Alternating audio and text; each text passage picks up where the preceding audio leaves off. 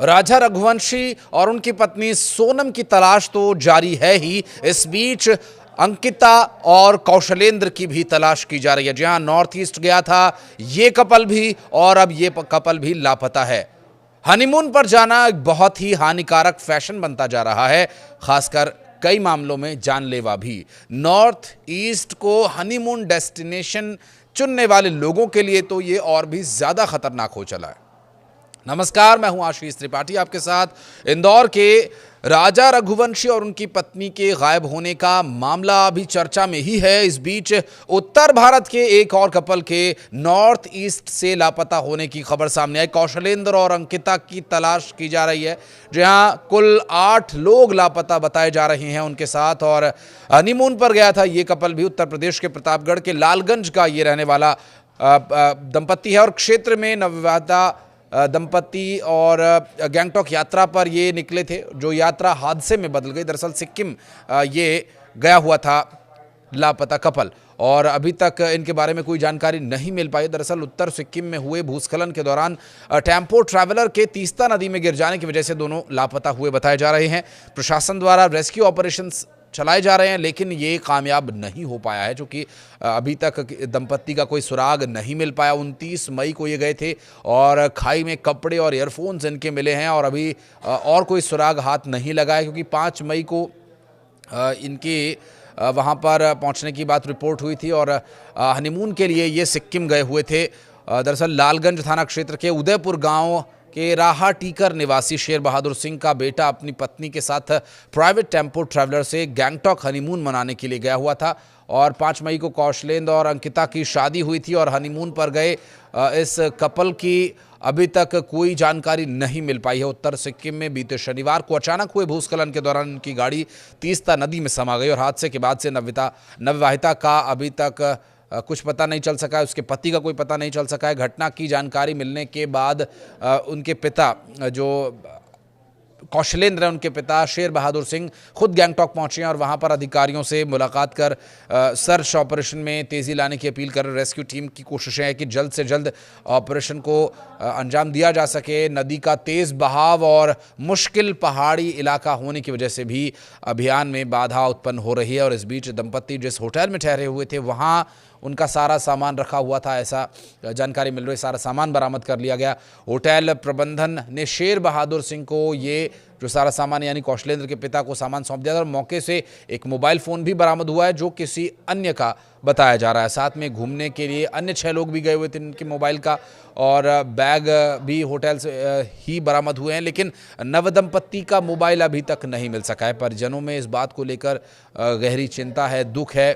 और शेर बहादुर सिंह 3 भाइयों में एक है। उनके बड़े भाई उम्मेद सिंह इंसान 2007 में बसपा से विधानसभा चुनाव भी लड़ चुके हैं। और बताते चले कि शेर बहादुर सिंह के बेटे कौशलेंद्र प्रताप सिंह, जो कि 29 वर्षीय हैं, 5 मई को ही उनकी शादी हुई थी।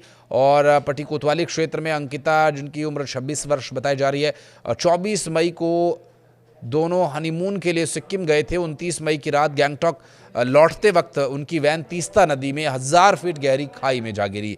इस हादसे में 8 लोग लापता हो गए थे, और जिसमें कौशलेंद्र और अंकिता भी शामिल बताए जा रहे हैं। एसडीआरएफ और एनडीआरएफ की टीम्स अब तक 400 से ज़्यादा जगहों पर तलाश कर चुकी हैं, और घटनास्थल के पास कपड़े मिले हैं, एयरफोन मिला है, और शेर बहादुर सिंह ने इसकी पहचान की है। और वे इस पूरे शिनाख्त के दौरान फफक कर रो पड़े, और पुलिस अधिकारी उन्हें सांत्वना दे रहे हैं, परिजनों को ढांढस बंधा रहे हैं। शिलांग में हनीमून पर गए इंदौर के कपल राजा रघुवंशी की रहस्यमयी मौत के बाद ये एक और दुखद मामला सामने आया, जहां उत्तर भारत में हनीमून डेस्टिनेशन तलाशने वाले लोगों के लिए ये खतरनाक साबित हो रहा है। दरअसल इस वक्त किसी भी पहाड़ी इलाके में जाना सेफ नहीं है।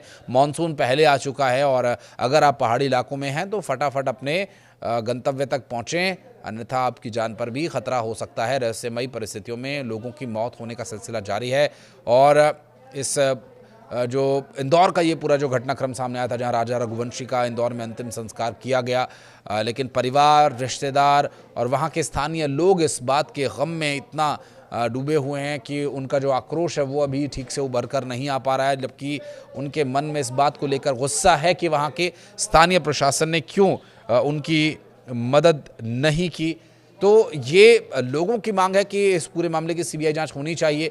राजा और सोनम के मामले में चूंकि अभी तक राजा का तो जो अंतिम संस्कार किया गया उसकी बॉडी जिस हालत में मिली वो तो शक की वजह है ही, लेकिन जिस तरह से सोनम के बारे में अभी तक कोई पता नहीं चल सका, इसी तरह से कौशलेंद्र और अंकिता के बारे में भी अभी कोई जानकारी नहीं मिल पाई है।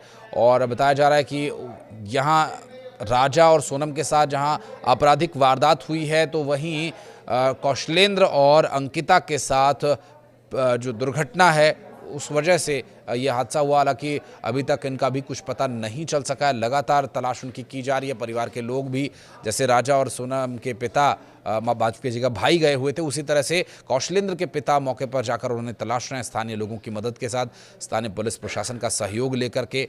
और ऐसे में इस पूरी घटना के सामने आने के बाद एक बार फिर से लगातार कई सवाल खड़े हो रहे हैं कि क्या हनीमून पर जाना और इस तरह की ट्रिप्स प्लान करना क्या वाकई जानलेवा साबित होगा, क्योंकि अभी तक जितनी भी घटनाएं सामने आई हैं हनीमून पर गए जो कपल्स हैं उनके साथ, वो काफ़ी चिंता का कारण है। और जिस तरह से ये परिस्थितियां बन रही हैं इस पर सोच विचार करने की आवश्यकता है। बहरहाल इस पूरी घटना को लेकर जो भी अपडेट्स होगा उसके लिए हम आपको इस पर अपडेट कराते रहेंगे और एक और वीडियो लेकर आएंगे इस बारे में जब कुछ भी अपडेट आता है उसके संबंध में। अगर आप कुछ और डिटेल्स जानना चाहते हैं या इस वीडियो के बारे में कुछ कहना चाहते हैं तो कमेंट सेक्शन में अपनी उपस्थिति दर्ज कराएं। धन्यवाद।